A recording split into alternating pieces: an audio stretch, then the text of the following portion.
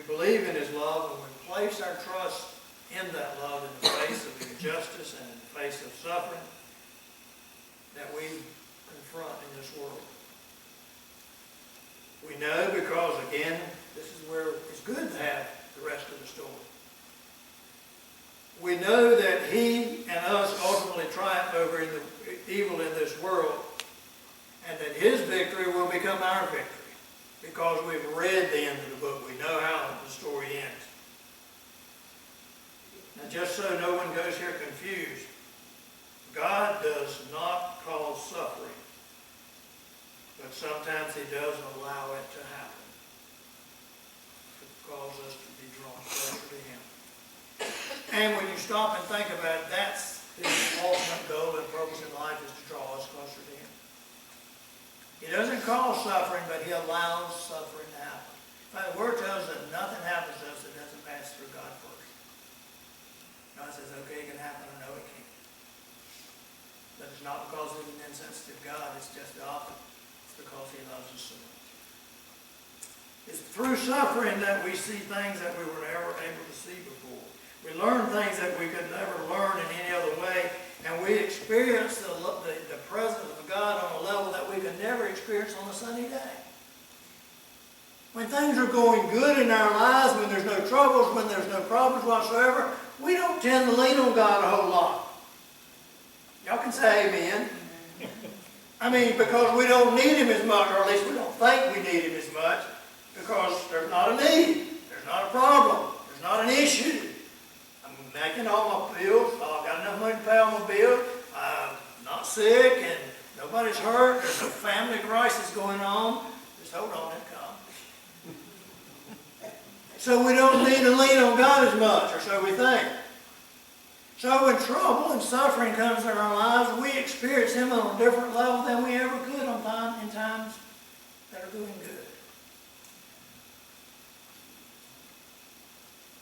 And the only way we can do that is going through the sufferings and not avoiding the sufferings as much as we would love to. Sister Dan, you can make your way.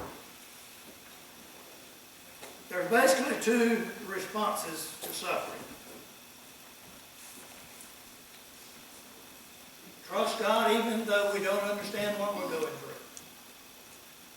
Or allow ourselves to become full of resentment towards people and towards life and towards God. We've all been affected by suffering some way in the past or in the present. We've all been affected, not immune. But God can use tragedies to redeem us to Him, draw us closer to Him so that they don't become senseless. And the process of asking and answering these important questions that Job asked boils down to whether we believe what our faith teaches us. And that is this.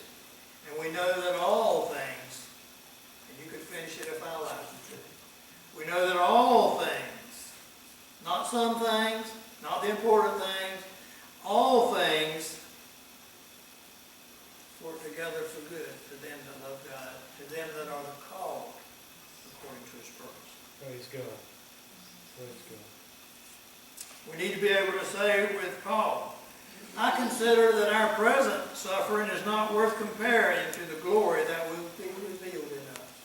In other words, it don't matter what you're going through now, it's going to be just a drop in the bucket as compared to the glory that's going to be on the other side. And then he goes on to say, who shall separate us from the love of Christ?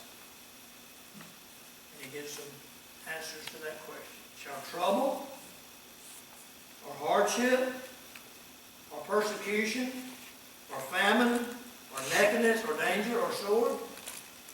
And he says an emphatic no. In all of these things, not some of these things or one of these things, in all of these things we're more than conquerors through Him who loved us.